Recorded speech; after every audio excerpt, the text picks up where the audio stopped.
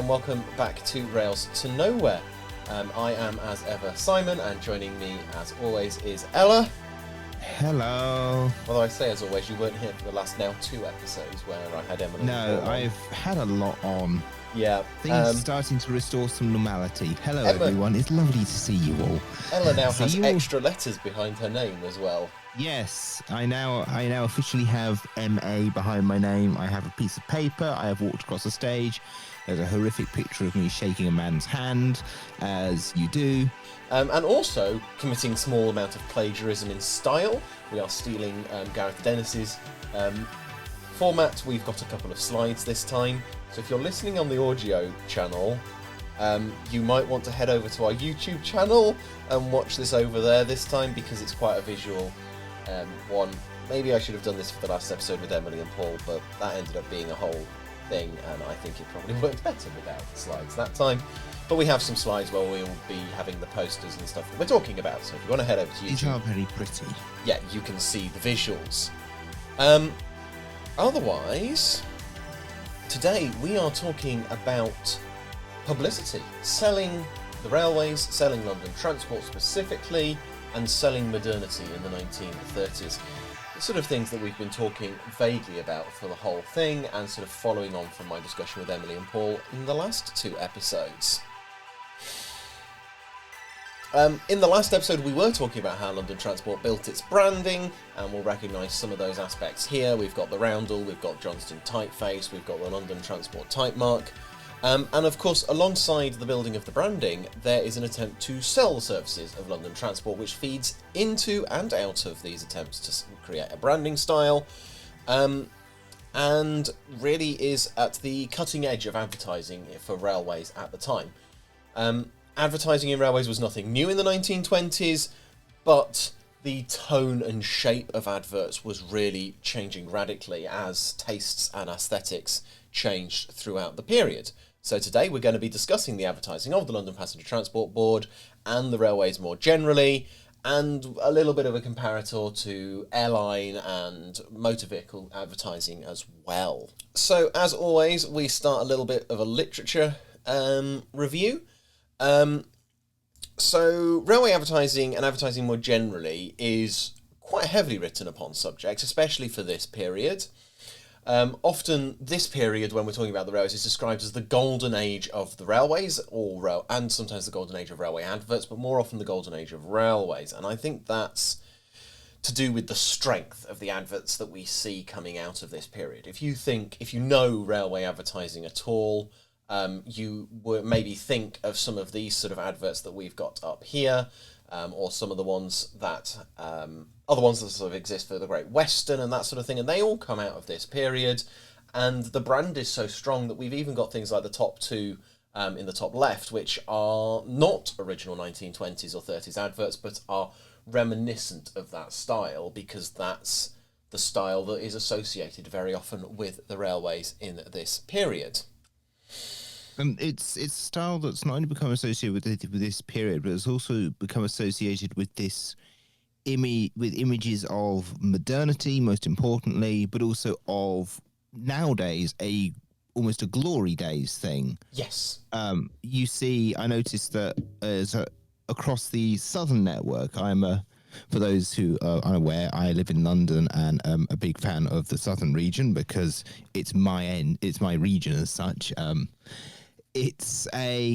These posters are appearing, or started appearing a few years back in lots of waiting rooms, on posters where they couldn't get adverts, essentially as I thought it was trying to distract from the strikes that were ongoing at the time, but also it's also trying to, again, pull this image of a modern railway, and the Southern can lean into that too, yes, considering that it's an electric railway and always really has been for a majority of its period, whereas other railways less so. Yes, and we've got the Brighton pulling this back.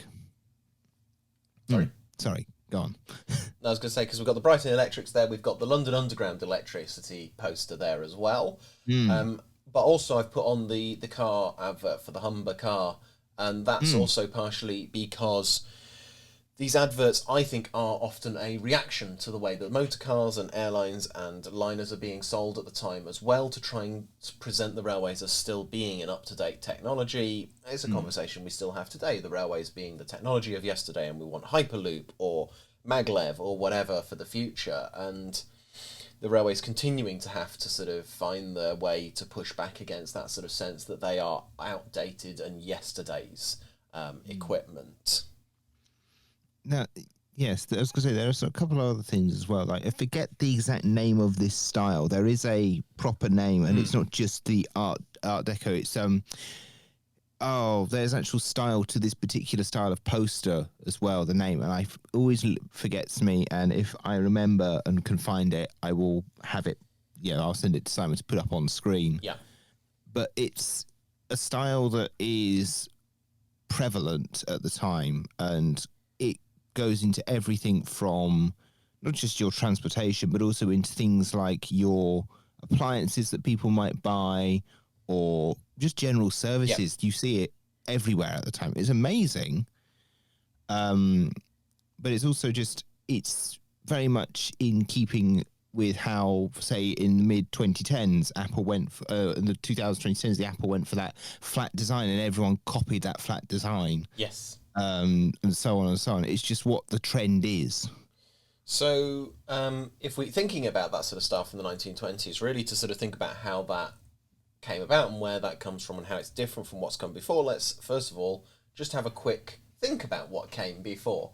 When talking to Emily and Paul, we were discussing about how railway stations were full of advertising, and you may have remembered me mentioning a picture of a railway station with posters from floor to ceiling, and that picture is right here on the screen in front of us. There's advertising everywhere, but it's all very wordy, very complicated, very long. We can see a couple of examples here. Even the railway advertising, it's very decorative, very drawings and words and descriptions, all of that sort of stuff. Ornament. A lot of ornamentation in the Victorian era. And you see this in not just in the railways and in posters on walls, but it also, as we see here, it seeps into newspapers, into magazines, which are starting to become prevalent because it's easier to produce material at a faster and faster rate at this time. And it's all leans into this ability to produce material too. Yes. Now that you can, say, typeset a full advert rather than just having to quickly scroll like a few words on the wall, it becomes almost the thing to do, is to sell something through words. Interestingly, I've just noticed, though, in this sea of adverts, noting what we talked about in the last episode of how W.H. Smith's signage was a driver for the LT brand in the period, there is a W.H. Smith and Son stand on the platform, which actually is standing out because of that W.H. Smith branding. Although I mentioned last time that you would recognise the W.H. Smith branding because it's what they still use. Since me and Emily and Paul recorded that episode, W.H. Smith have rolled out, in my view, a terrible rebrand, which does away with that original font. Pardon? I have not seen this. I'm going to look it up. Hold on. They've rolled out a new blocky sans serif logo. It's loading. Their website's loading. Oh, it's still got the old logo on the website. It's been put up on a couple of shops. On the Bird site had a good thing about it the other week. The thing that I never go on now. So the adverts of this era. Oh, I've seen it. Oh my lord! What the hell have they done? It looks like the sun. So advertisements in this era are very decorative, very ornamental. They often include a big long blurb, a big long explanation of what's going on and what they're making, and all of that sort of stuff. But as we move into the 1910s, we are seeing the increasing prevalence of the arts and crafts movement. I couldn't be somebody who spent most of their life growing up in Walthamstow without mentioning arts and crafts, without mentioning William Morris. We can see an example of William Morris design in the top left here. But we can also see examples of Charles Rennie Mackintosh on the right and Leslie Green's beautifully ornamental lift numbers and their surrounds from his station designs on the Underground group here. Arts and crafts was a style that grew out of the Victorian era and as a sort of reaction to it. So there was a sense that the Victorian era was prevalent with mass manufacturing and mass production of stuff, and so the arts and crafts movement was an attempt to sort of have handcrafted, individualised bits of decoration. And focus on the quality of the artisanship, the quality of the construction, and the thoughtful aesthetic design. And it also emphasises simple repeating patterns, so such as that we can see from William Morris at the top. And it slowly morphs into Art Nouveau and modernism and Art Deco. Obviously, these are all kind of terms that are sort of semi-retroactively applied to the movements. And so things like Charles Rennie Mackintosh's Rose that we can see on the right here, that's more moving in towards the sort of Art Deco and modernism trends rather than the arts and crafts as William Morris would have understood it. There's a little bit of a sort of evolution between the two, but they are part of the same sort of general movement, sort of quality design and bold design eventually. And it's also about having a nice space and a pretty space as well. Sorry, go on. These trends aren't just in Britain either. These are global trends. They make it out to weird remote places, to obviously you see this starting to take off in places like America, but also weirdly notably at this time, I have an example which we'll get to in a future episode, where a railway company rebuilds their main terminus from a shed into something that fuses together both the arts and craft movement and elements of arts and craft movement with the previous Victorian aesthetic that was still common as well. Yes. And it was quite interesting, the result of that. And to an extent, I would just hold that off until next time. Yeah, and to an extent, as me and Emily and Paul were talking about last time, the Metropolitan Railway does a very similar thing. Stations like Great Portland Street or Willesden Green, the sort of Clark-era buildings, are both very much Art Deco and arts and craftsy, but they are also very much with their foundations in the sort of more ornate Victorian designs. It's also important to remember that arts and crafts does have Victorian origins. William Morris is a Victorian-era designer, and that's very much a sort of Victorian-era wallpaper. And it's also a movement that is influenced by in many ways, what the railway is. It's a direct response to it's a direct factories, response to industrialization, to the speeding up of the world because of things like the railways. And this is why we see nature being reflected so much in it, because it's this sort of sense that actually the industrialization, the growth of cities and all of that has put us out of touch with nature. And if we think back to the conversation that me and I think it was Aaron that I was talking to about garden cities. No, it was with you that we were talking about garden cities, wasn't it? No, it was by myself. No, it was by you. If we think back to the episode that I did on the garden cities, it's that same sort of sense of the growth of cities and the industrialisation of the Victorian era has taken Britain out of touch with its natural habitat. And there's this sense that actually we want to get back in touch with nature and reconnect with the greenery and the flowers and the birds and all of that sort of stuff. Yes, and this is even reflected in the things these people are writing too. William Morris is famed as a poet too, and it's a lot of his poems, his poetry focuses on the industry, essentially the horrors that, in his eyes, of the Industrial Revolution and how nature is being destroyed and how we're losing touch with nature. And it's the same commentary we see, parroted throughout the history too, with people, industrialization and new technology. It's very interesting how these trends do not change. And following on from the sort of growth of these movements, next slide please, we get changes in how the railways are advertising themselves. Was that the next slide? Yes, that was the next slide. So here we can see some adverts of how London Trtansport is trying to sell its services in this period. We can see the emergence of the Underground brand that me and Emily and Paul were talking about last time.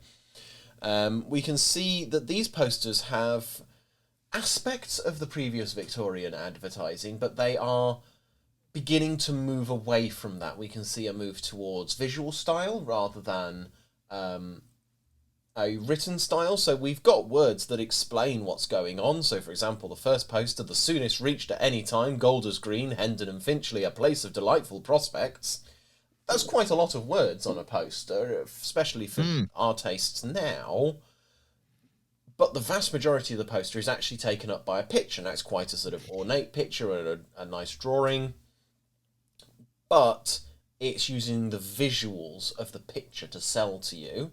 The same with the one in the middle. Both of these are trying to sell you the visuals. These are both from the Underground group as well. These are both UERL posters. So one's for the District Railway, one's for the Hampstead Tube. And so there's parallels between the way they're being advertised. The Central London Railway, again, we've got a nice, big, bold design, a very clear image, a big, bold colour drawing you in. We've got the visual of the quay, giving you the sense of the unlocking of Central London by the railway, but it's using visual metaphor rather than explaining everything. So it's a new era of poster using art and design to talk to you rather than just words. It's what I would say. It's trying to be visually interesting to grab your attention, which is something that adverts haven't really done up to this point. Yes, and it's why nowadays I think you see adverts, as I said, like I'll say about the Apple iPod commercials again, bright colours, just designed to grab your attention. Oh, what's that? And then grab that interest to then do things like sell you on, oh, look, you could get access to this lovely green area. Yes. Be it Harrow, Sudbury, Perivale, Golders Green, or get access to the bustling city through our railway over the central London. Yeah. And in many ways also, ironically, killing off what they're trying to sell in some ways. Yes. As we've talked about in previous episodes, the spread of Metroland very much killing off these greeneries. But if we think about the middle poster, in the previous years, it would probably have been something like bright, airy, pleasant trains taking you to beautiful rolling hills and countryside. But we don't have any of that wording. We just have a picture that tells us that. And that also tells us the sort of people that are using it. We can see some quite respectable looking people. There's no working class people in this picture. Or if there is a working class person, maybe that person towards the man towards the front reading the paper is maybe working class, maybe lower middle class, but that's the most sort of ordinary person we've got. Everyone else looks reasonably well to do, and again, it's sort of about who, it's telling you who uses these services without telling you. It's showing you, it's giving you that idea, and it's selling you on the visuals. The interesting thing, of course, is that whilst the railways are sort of dipping into the arts and crafts and the Art Nouveau and all of that sort of stuff in this era, they're very much leaning away from the individually crafting aspect. As me and Emily and Paul talked about last time, part of the point of the Johnston typeface was to have mass production and be able to make things repeatable. And Frank Pick is very much of the opinion that whilst it should be high quality and artisan, it should be mass producible.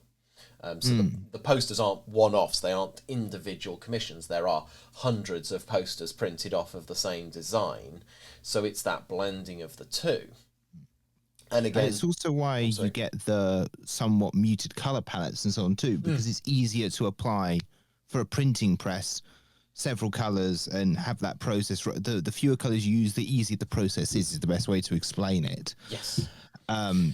I don't know if anyone has ever looked into printing. It's complicated. Yes. And we see this happen around this time too, not just with the URL and fonts and things like that, but things like the ubiquitous New Roman or Times New Roman comes about, which is very much the result of a newspaper wanting to have as much access to one font as possible, and then going to two different companies and saying, please make me please make this font the same thing, Yes. but from two different suppliers, because while it's supposed to be an individual identity and, individual things, it's mass production on a massive scale. So if we think about things, the railways aren't just selling their services, they're also selling where they're going to and the places they're going to, because they can sell you that the trains are the fastest places to Harrow and Uxbridge and all of these places, but that's no use if you don't want to go to these places. And especially as they're setting up services, especially the Metropolitan Railway, into virgin countryside, places that nobody's really travelling to at the minute, they need to sell you on the idea that these are places you want to travel to. And so we can see here adverts for Metroland. We can see very much that the Metropolitan Railway is advertising the glorious countryside served by the Metro, day and a half excursions. And we can see the picture of the rolling hills, the nice mock Tudor housing, although that might be a real Tudor house, it's hard to tell from the design there. And also the country walks guides, which I've had a little bit of a look at, and they are cracking things, those country walks guides themselves. And it's catering to a new class of people who have a leisure time as well. Yes. Because previously, before mass industrialization, most of the population was engaged in some sort of money-making time or job for a lot of their time. Yes. Be it working on a farm, be it all sorts of different things people did. Be it artisan making, I don't know, bowls or bread, or most people had to work most days to make money. There's an excellent video actually on the history of work on YouTube. I cannot remember the gentleman's name who made it, but I will send links to Simon to add in the description. But now that we have industrialization, this idea of a working week starts to come about, and this idea and this is a product of the clock as well, or watching the clock really. People start to have leisure time available to them, and these country walks wouldn't really exist unless, of course, you have a class of people who are able to, a mass group as well, who are able to have leisure time, if that makes sense. Yeah, they're selling to an increasingly affluent lower middle class and upper working class. I talked previously in the episode about the growth of the Metroland, about how actually even the upper working class have an increasing amount of money and an increasing ability to buy housing and aspire to join the middle class in this era, and that's very much who they're targeting, because they need the ticket revenue to justify the services, they need people to be travelling, and these are the sort of people who are aspiring to better themselves, and so they're the perfect target audience to say, well, you don't actually have an estate in the countryside, you don't actually have your own stagecoach to take you there, etc., but we can give you a taste of that country lifestyle by going out to the beautiful hills of the Chilterns and those sort of things. Because, of course, the upper class and the upper middle class might actually have their own country retreats, might actually be able to genuinely live in the countryside. The middle class and the lower middle class and the upper working class are the ones who can access parts of the countryside via things like the railway in this era. And this is also a bit of a product of Britain's right to roam laws and so on that exist, because you can't really get away with this in areas like places like America, where trespass laws are quite, hard and fast. Whereas in Britain, because we have slightly more freedom as a result of the weird history of British land ownership and so on, this is able to happen in Britain too, because you can essentially just start walking across a field, and as long as you're not going to harm it, well, you have a right to be there. Yes. And the strength of these adverts is really strong, because it retains this sense that this is what the suburban middle class person should be trying to do. They should be looking to be going out into the countryside. They should be thinking about countryside walks on a Sunday afternoon and all of that sort of thing. And the 1930s suburbia remains the quintessential British suburban design and housing. When we think about suburbia in the UK, whilst in America, you'd very often sort of think of sort of 90s and 80s, 90s and onwards suburban developments. Yes, we have those in Britain, but you think of what suburbia is in Britain, and very often it's the 1930s designs that really spring to mind as what suburban housing looks like in Britain. And to the point where new developments now try and mimic that Yeah. design. I've noticed, so we've both got, we have mutual friends who have moved into a new house, and their house looks very similar to the 1930s houses Yep. that we both live in. Yes. I think yours is 1930s, isn't it? No, mine is Victorian. Oh, look at you. I'm very much in that 1930s suburbia, and I can look out the window and it looks as you think it should, if that makes sense. Yes, and programs such as John Betjeman's Metroland from the BBC and other more recent shows such as The Architecture the Railway Built and all of that sort of thing continue to show how ingrained that sense of what the 1930s did for suburban growth is ingrained in the British consciousness to this day. Now, I mentioned the motor car earlier, and it would be impossible to talk about the 1930s and advertising of the railways without thinking about the motor car or the motorbike, as actually takes up the predominant space in this slide. And me and Aaron talked about the motor car and the growth of the motor car several episodes ago, a long time ago, nearly 6 months ago now. And these are, of course, the new toys. They're the new fun thing. They're the new expensive plaything. And we can see various examples here from both across Britain and across in America. So we've got the Cadillac there from the States, but we've also got Humber and Austin who are advertising in the UK. And these are selling the new kind of travel, the new way of being independent. I talked about the importance of the aspect of independence and the thrill of using modern technology. And we can very much see that being pushed in the Modern Boy cover, and in the Humber advert there's aspects of that as well. We can sort of see the speed lines on the car as it's sort of speeding through the countryside. And we can also see these as a sort of transition point between the Victorian and the sort of 1920s advertising. We can see a lot of visual advertising, but we can also see Morris in the top left using a very wordy advert, and also the reassurance. And I think this is an interesting one, given where we are now with electric vehicles as well, of this Shell advert, of why Shell pumps predominate. Garage proprietors naturally install only those pumps from which they can get the best sales. The predominance of Shell pumps indicates that more Shell petrol is demanded on the roads than any two other put together. You can be sure of Shell. And it's sort of reassuring you that there are petrol stations around and about and that you can actually get your petrol. And, of course, selling you that the Shell petrol is the best petrol. Because don't forget, prior to this, petrol was bought, Motor Spirit really was bought in like essentially what we now would think of as a jerry can from your local grocery store. Yeah. And it was very much will they have it? Maybe not. We could be stranded in the middle of nowhere with no communications because we don't have mobile phones yet. We don't have, the telephone is only really starting to take off at this time.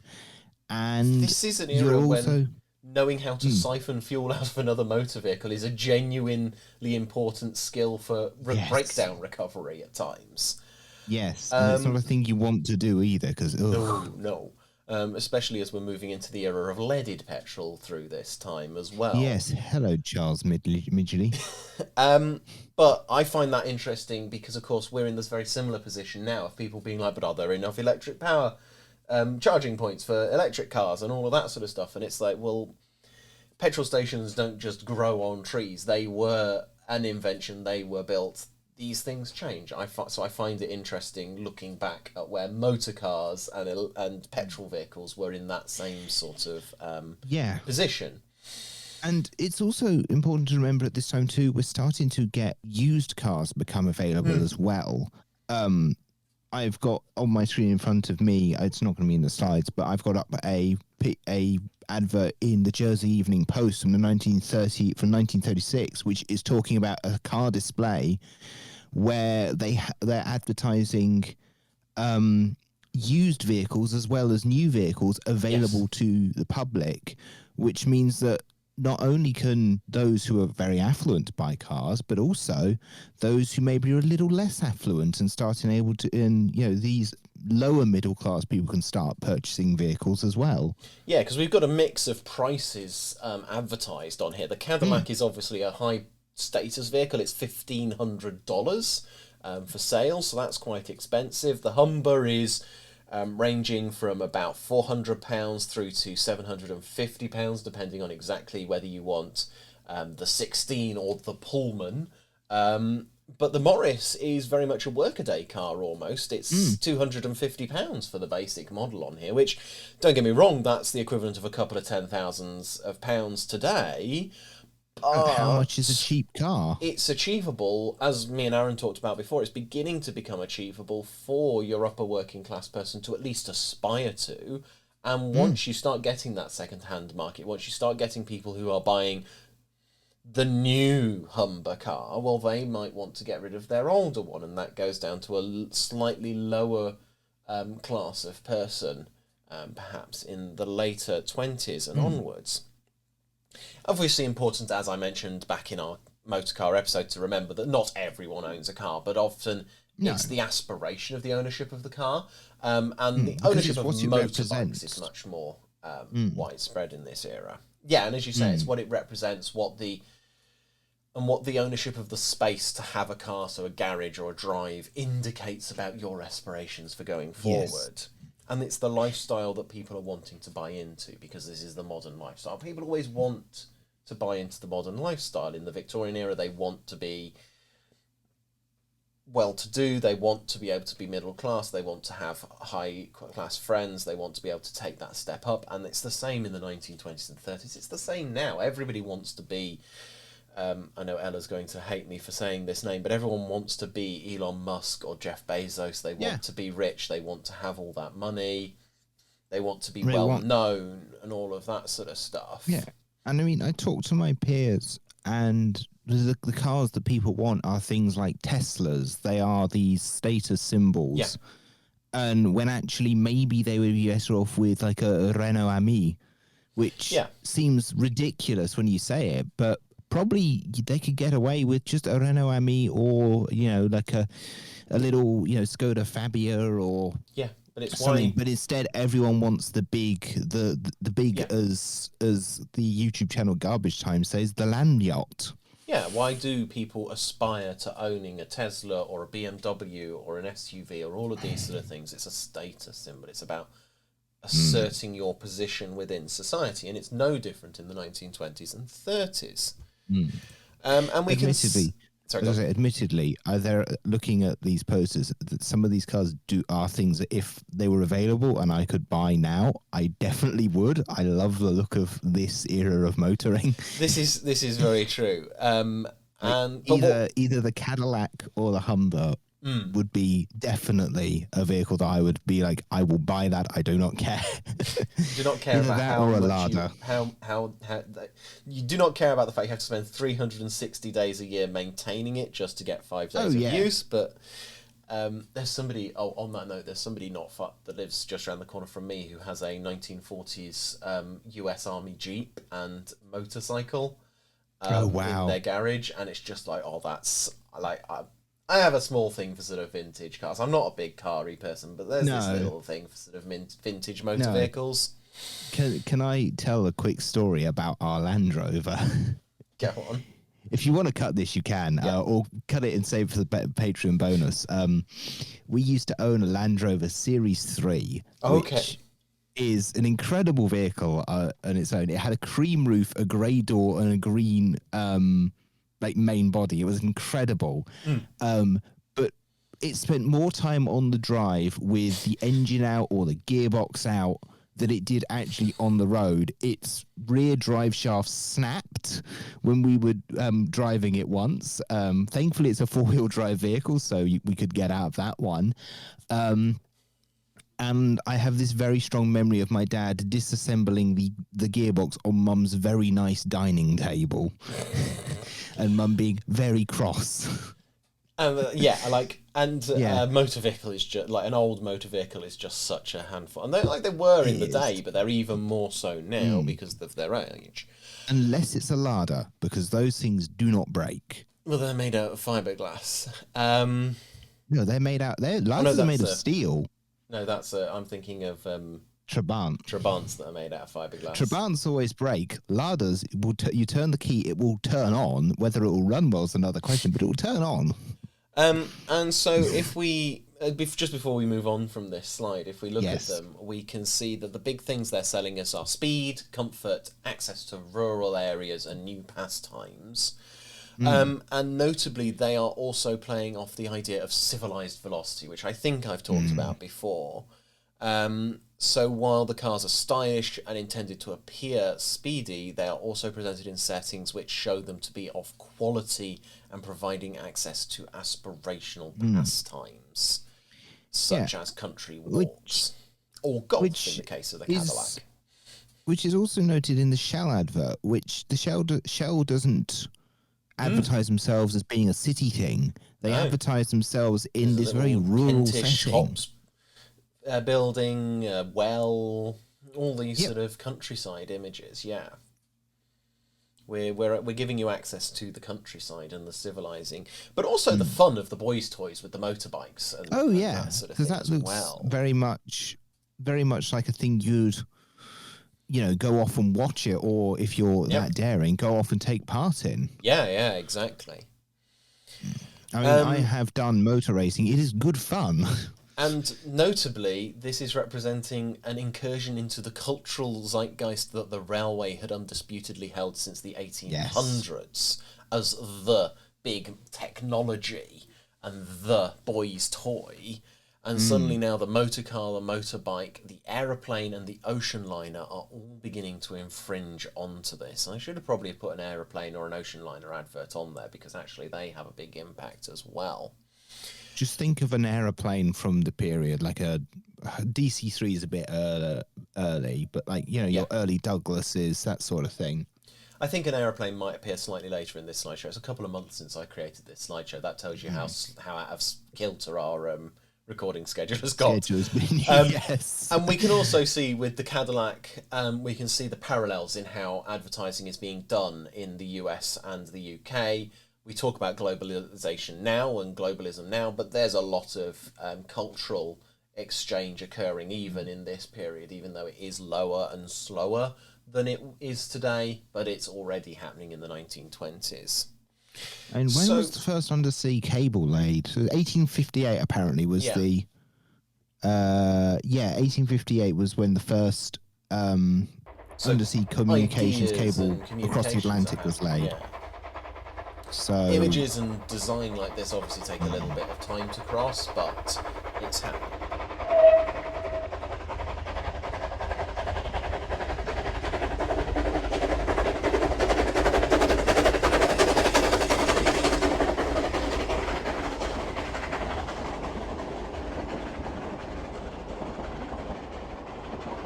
Hello, it's Simon. Sorry for the brief interruption to the show. First of all, a really big thank you for listening. It means a huge amount to me and Ella that so many people enjoy listening to our ramblings about railway and transport history, and we really enjoy that we're able to bring this information and research to so many people. If you'd like to help us to spread the message even further and to help us to make Rails to Nowhere even better, then you can do so over at patreon.com/Rails to Nowhere. You can support us for as little as £2 per month, and in doing so, we send you some thanks, such as early access to all of our episodes, some extra bonus episodes, of which you'll have heard some snippets here on the free feed, and we send you some periodic written updates about how the podcast is progressing. So thank you for listening. Thank you especially to our patrons for supporting the creation of Rails to Nowhere. We couldn't do this without any of you, regardless of whether you're paying us or not. This podcast would be nothing without listeners. It means a huge amount to both of us. Thank you very much. And now I'll let you get back to listening to the show.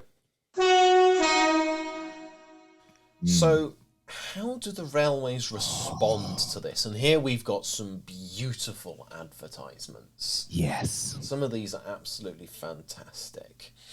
So if we take a look at the sort of adverts that were coming out of the railways in the 1930s, both the UK and internationally, we can see a noticeable shift in style from the earlier Victorian era adverts.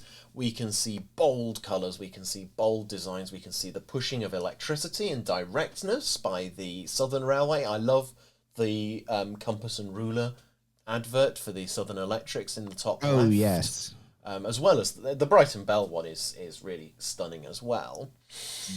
We can see that there are still some highly artistic designs. We can see the Yorkshire Coast by the LNER. This is, again, trying to sort of give us a sort of picturesque design and an idea of the beautiful countryside you're accessing. But if you look at the smoke coming out of that locomotive, that train is travelling at a hell of a pace. That is doing a heck of a clip. And we've got the same with the LMS, Royal Scot, emphasising the speed and the power of these trains. And then, of course, we've got the streamlines. Yeah. Which we talked a little bit about when we talked about the 1938 stock. But we've got the advertising of the streamline trains. We've got Britain's first streamline train there from a relatively pedestrian advert from the LNER, but highly stylised. And then we've got the really bold streamlining adverts from the Chicago, Milwaukee, St. Paul's and Pacific Railroad and the Victoria Railways with their Matthew Flinders locomotive in the advert. I couldn't not include a Victorian poster in this for you. Thank you. It is an amazing poster. I personally love what would become the Milwaukee Road. It's just emphasized the way that I can only describe it as the way that they've played into what would now be like key for animators, these kind of squishing and warping of what the image is to portray this image of speed. You can see this thing coming at you, and it's just so expertly executed. I love it. I'm also loving I also love the taglines that you get in some of these. So we've got "It's quicker by rail" on the LNER advert. That's a fairly standard one that we see retained through BR. We've got "A straight line, the quickest way between 2 points" for the Southern. And the really bold and actually really giving us a good message of what they're trying to push, "Ahead of the times" from the Milwaukee Road. So they are really pushing this idea that actually the railroad can be the modern marvel, the modern technology pushing ahead of what else is going on. We've got the spirit of progress from the Victoria Railways as well. So again, we're really getting this sense that they're pushing the idea that actually the railway is still modern. It's still the technological marvel, the pushing of the electric by the Southern Railway for the Brighton Bell as well, which comes out in 1936, I want to say, is when the Brighton Bell electric trains are launched. I really should have put that in my notes. Really good at reading, really good at research, really bad at note-taking. Yes. But also the other thing that's key is the prevalence of streamliners on these top expresses. Because we're now moving into a period where having all the ancillary equipment that makes a locomotive work, or makes a train work on show, is really starting to fall out of favour because it looks old, it looks traditional, very quaint, whereas by covering up the very dirty, ugly underpinnings of a locomotive with these beautiful, flat, straight lines that are, and these curves that, well, yes, they are supposed to help with aerodynamics and so on, which is more and more becoming a concern at this time. it's more about the image of we are this simple, fast, and it portrays an image of speed even when stationary. Yeah, and it's about sort of hiding the machinery and putting Yes, that behind closed doors. That's why we see things like the increasing valiances on the A4s and the Princess Coronation classes as they increasingly hide the running gears and all of that sort of stuff. it's And we can see how unnecessary that was for their operations by the fact that as a wartime economy measure, for example, those are removed to aid aid maintenance, but it doesn't necessarily have a negative impact on their operations. It's entirely, those sort of aspects are entirely visual and aesthetic concerns. Yeah, it's about refining the image to be more in line with other technologies that are available to people at this time, because obviously the cars all are going for this refined, calm, clean, very very luxurious feel, and obviously the railways being dirty, steamy, horrible, noisy things for the most part. By covering all this up, you're almost wallpapering over the faults and trying to attract people back because no, look, we are also very refined and very fancy too. And Also, even things like the wings on the Victorian Railways logo, it's all trying to play into this. Yeah, and it's sort of again, but also harking back to sort of the love of the classics and older things, because again, those will be inspired by like the wings of is it Yeah, it's Wings of Mercury, isn't it? Mercury. I also like the tagline: "The Victorian Railways present spirit of progress," almost as if it's sort of tapping into the idea of a movie poster as well, and sort of trying to tap into that cultural zeitgeist as well. So if we move on to the other slide, we're going to move on to the underground. Sarah Siddons there? It's not Sarah Siddons number 17, is it? I'm not sure, and I don't have my model of Sarah up on display, so I can't remember. Oh dear. So I can't check. But yes, that's one of the Metropolitan Bobos. I love that poster. So Pickard had begun his work on improving the advertising of the UERL service during his time as advertising manager for the company prior to World War One. In fact, the posters that we saw earlier from the Underground group are almost certainly part of the product that Pick put out during that period. And it would be in this period that he began publishing posters to promote the new image of life in suburban Greater London.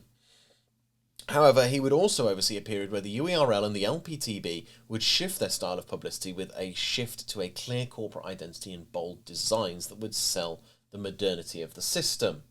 We can see here some of those really clear and clean posters, some actual classics in terms of the posters that being produced, so things like the lure of the Underground on the bottom left and summer sales quickly reached by Underground in the top centre.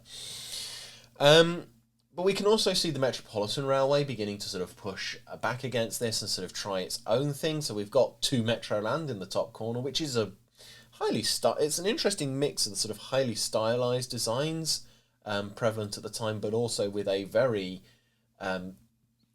arts and very detailed. I'm tempted to say I think that might be a colourised photo for that picture, to be honest. With the level of detail on the ballast, I feel like it might be it's either an excellent drawing or potentially a colourised photo. It's difficult to tell. Yeah. I know that there are artists who can create that effect very quickly and easily, but to me it looks more like it's some sort of drawing / painting combination. I probably should have taken a bit of a better peek at the info on that particular poster.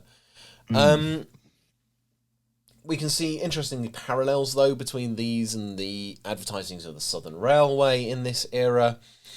And we can also see, again, the use of a key. This is interesting, though, because it's a new kind of key. It's a Yale. Yeah, it's what we'd now call a Yale key. It's not the at least in Britain, a Yale key. Yeah, it's not the sort of mortise lock like we saw earlier with the Central London Railway, which is much more old-fashioned designs. This is very much your sort of modern suburban home key. The pin tumbler lock, which was also seen as the height of security for a while. And in fairness, So it it was is quite a discovered. secure design. It can be quite secure. It's just also very easy to manufacture flaws into it. Yes, yes. And we can see here again the advertisement for the metro extension, new line to Kingsbury, Cannons Park and Stanmore. This is the last extension of the Metropolitan Railway before it ceases to be the Metropolitan Railway. And we can also see the pushing of the distinction between what came before and what is now with the Underground Group, with the Euston rebuild and the reconstruction of the City and South London Railway. We can see our Edwardian ghosts with their little loco train, and the modern 1920s people, and the very proud guard of his modern train at Euston Station. And it's even reflected in the fashion that's on display. Absolutely. The Edwardian period is known for the more full, especially in ladies' dress, the more full dresses, the larger hoop skirts and that sort of thing. Not quite hoop skirts, but technicalities. And then we start seeing it all be the material being swept up, brought closer into the body. The figure is more, it's almost shrunk down is the best way to put it. And it's the natural figure of the body is accentuated through closer fitting garments rather than very full wide garments, and it's just trends in fashion. And I recommend Bernadette Banner as a excellent starting guide to fashion, how like fashion works and how it evolves from the previous design, because that's how all this stuff works. But we can also see how this era is establishing a consistent standard design for underground design and advertising that retains through to today. So we've got Harry Beck's original underground map up there, which recognisable as the modern underground map, still retained by the underground. In a modified form, Yeah, but in obviously the same modified basic ways and grown to cover the modern network. We can also see the beginnings of the Johnston typeface. We've got the Metropolitan Railway on their Metro extension advert using something that is close to but not quite Johnston. But we've got the Underground Group on the Lure of London, the Summer Sales, and the Euston Poster using early Johnston typeface, which I've got another type example there. We can see is still in use today on the London Underground. I think it's slightly modified version that's now in use. It's technically New Johnston, isn't it? It was Whereas redone in, I want to say, yes, it was redone for 2016 for Johnston 100, and also to better incorporate modern typed glyphs. So if we look, this actually is Johnston 100. New Johnston is actually an even more recent adaptation of it to include additional things. So technically, not the ampersand, the @ and the hashtag on Johnston 100 were not actually. Well, either they were the only Johnston glyphs that were used, or they're not actually Johnston and they're actually really Gill Sans and just chucked in. But now the modern New Johnston includes many more glyphs to make it much easier to use on a computer and actually provide the full range of text that you might need in proper Johnston style. Because, of course, he wasn't designing those sort of glyphs back in the 1910s. There is on the current Wikipedia article, there is a excellent comparison of the old and new for when was this, from March 2016, between Johnston Sands and New Johnston, which I'd recommend going to have a quick look at. It shows the slight differences because they're subtle, but they're there. Ooh. And so now we move to the meat and potatoes. We move to advertising the new works. Now, obviously, we've got some really big, bold things going on here. We've got speed and safety. We've got power being advertised. Those are very obvious. We can see that very nicely. I love the archer, and I love the guy with the sword and shield for safety. Yeah. And I love the archer with shooting electric bolts for speed. Of course I would. I do archery as a hobby. Of course I'd love the archer. Can I have a quiver with a roundel on it like that? But we can also see the selling of new technology and the use of modern styles. Interestingly, we've got the two contrasting tramways adverts, because we've got the one with the London tramways to central London giving us the draw of the trams using very modern design and style, and those are very modern looking trams being depicted on there. But then we've also got the advert, which I've spoken about before on this series, of the replacement of the trams with the trolleybuses, which is deliberately seeking to compare a 1800s horse tram to a modern electric trolleybus, and Which to just isn't accentuate accurate for the change time. in the development. Yeah. Hmm. So I find those two adverts very interesting, because one of them is selling us the modernity and the draw of the tramways, and one of them is selling us the outdatedness of the tramways, which I find an interesting contrast between those two. We can also see another advert for the Stanmore line, because we've got the Bakerloo line extension. Interestingly, I don't know if it's deliberate, but the way the stations are put on there, it looks like the teeth of a key again. But I think it's just an arrow. I don't think it's actually meant to be a reference to that previous advert. But again, we're getting that sense of the directness, the straight line, the out to the better to Stanmore. Interestingly, though, not using Johnston typeface anywhere on that poster. No, it's very odd. It is interesting, given the push for the standardised branding. Actually, we've got at least 5 posters on here that are actually London Trtansport publicity that do not use the then standard and modern typeface for TfL or London Trtansport at the time of Johnston. And then It's very odd. yeah, it is very strange. We've then got the combined timetables for the trams and the buses, which again is sort of, we've got the lines radiating out from the city, and the sense that it's sort of giving us this sense that it's drawing into the city, and the clean lines and the clear information. And then we've got the modern wonder of the modern tube train, which it's selling the modern technology and the wonder of this new technology to people. It's saying this is the new thing. The 35 stock. Yeah, this is the prototypes of the 35 beautiful, stock. Yeah. but massively impractical design. Yeah. And it's selling you that you should be interested in the technology, and you should want to see the cutaway of how it works. And it's really interesting seeing the cutaway. It's a little too small on the screen to read the key, but we can see like all the numbers on it telling us what's going on in each space, with the key at the bottom describing them.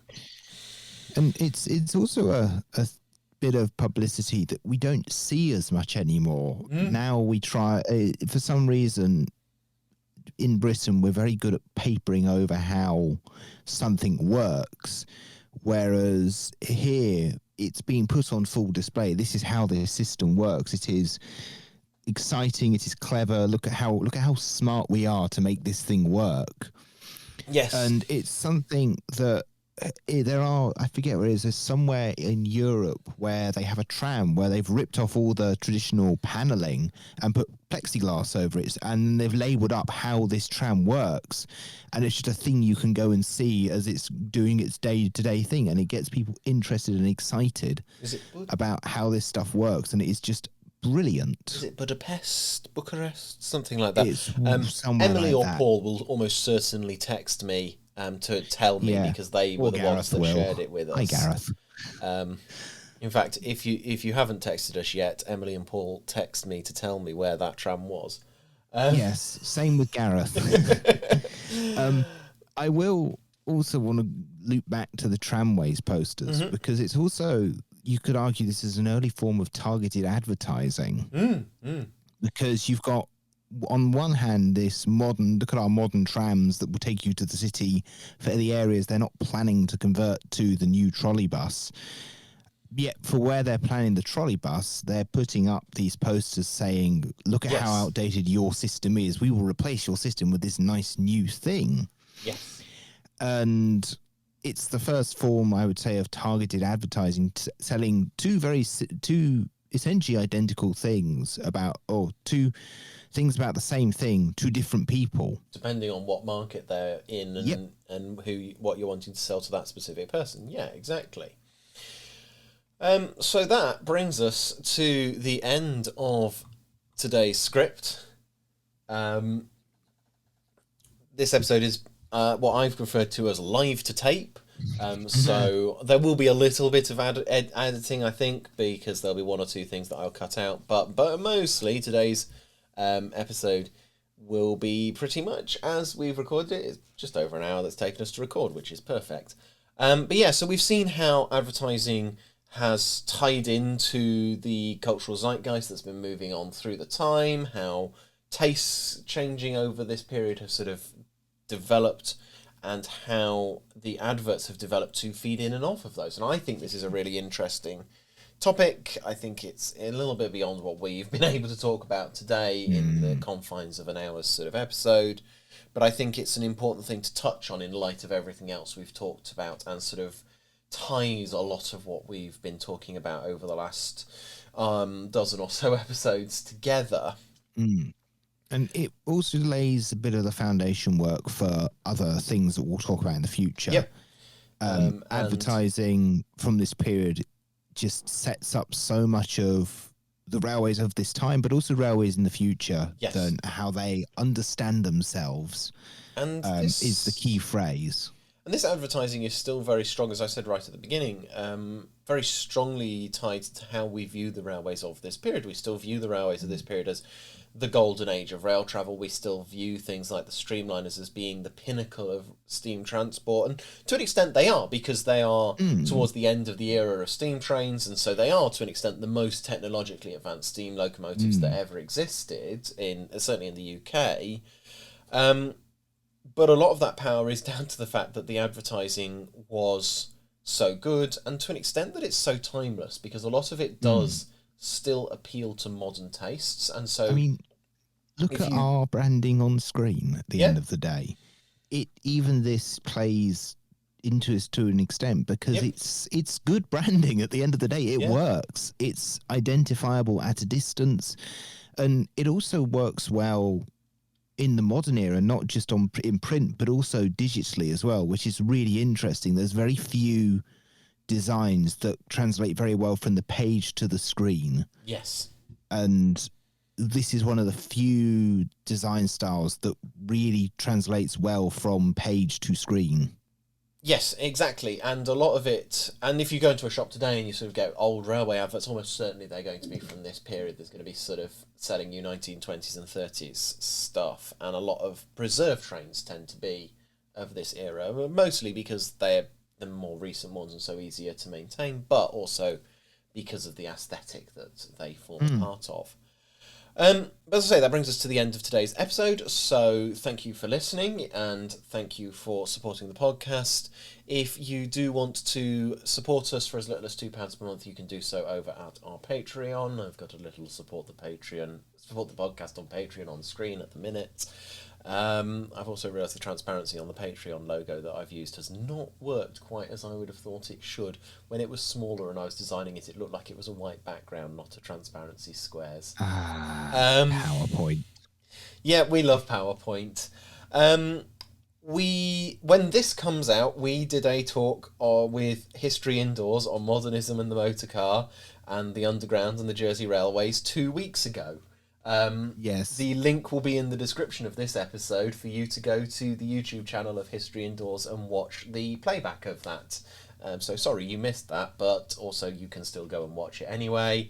And as previously mentioned, I think Ella did a talk with Gareth Dennis on the Jersey Railways as well. Yep. So if you want to get in the mood for the Jersey Railways, then you can go to both of those. I'll put the links for both of them in the description so you can go and watch them. Next episode, much more detailed. Oh, yeah. Sorry, go on. I was going to say, next episode will be the last episode on London Underground for a while. I've been told by Ella that I have to put it down for a bit. But we'll be sort of rounding off with a discussion of where the Underground ended up in 1939 and sort of a little bit of a look forward through past World War II, at how the idea is sort of perpetuated. That's probably going to be a shorter episode. I'm anticipating it probably only being about 30 to 45 minutes of episode, but it will just sort of be a concluding remarks for this series. Yep. And then, as you were going to say... Well, after that, I will be taking the helm. I'll be taking over the yoke as such, and we'll have probably 2 episodes at least on the Jersey railways and tramways. I've spent over a year of my life delving into them. It has been hell. And hopefully we can talk about that in detail. I might see if I can get some other people on to talk about this sort of thing. Maybe not. We'll see what happens. And then after that will be a little bit of a pause. We shall not be putting the podcast down. We will be continuing to work, but we shall be not putting out episodes probably until late 2024, because we'll be putting together a next sort of series of episodes, and hopefully life won't get in our way as much as it has this time. Anyway, research is slow, research is expensive. Please help fund it. The British Library is currently largely unavailable. Not just that, it's also that accessing things like journals and so on is expensive. We've got and good plans. There are library things, but that requires you to travel to the library, which is also expensive. Well, we've got good plans for the next couple of episodes, so stay tuned, and we'll be back next time, as I say, with post-World War II and sort of conclusion of the Underground series. Otherwise, thank you for listening, and speak to you next time. Bye.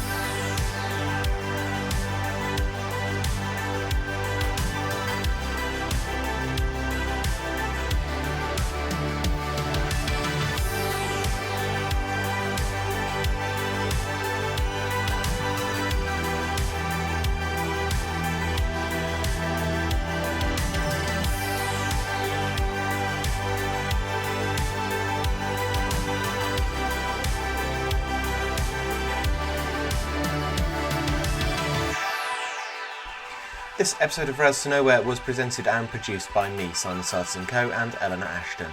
Principal research was carried out by myself, with contributions from Eleanor. Rails to Nowhere is brought to you by our fantastic patrons over at patreon.com/Rails to Nowhere, especially our £10 and above patron, Valkyrie Lemons. Thank you very much for your support. If you'd like to help Rails to Nowhere for as little as £2 per month, then you can do so by heading over to patreon.com/Rails to Nowhere. Otherwise, you can connect with us on social media over at twitter.com/Rails to Nowhere, or search Rails to Nowhere podcast over on Instagram. Until next time, thank you for listening and have a good day.